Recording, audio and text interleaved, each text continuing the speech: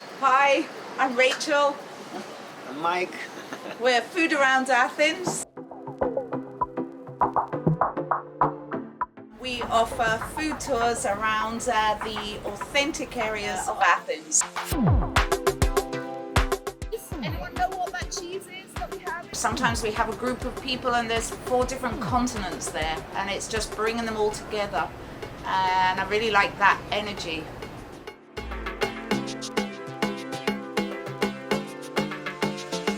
Get to see the coffee made the original way.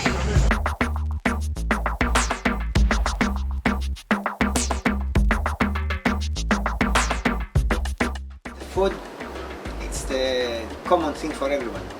It doesn't matter where you're coming from. Everybody wants to taste, everybody wants to have some fun and experience where the locals, where they eat, what they eat, where they buy, what they want to buy. Llamas. Yamas, yeah. The most frequently used word on our tour, yamas. Oh, that was such an amazing food tour. We saw some really great places. It was very, very authentic.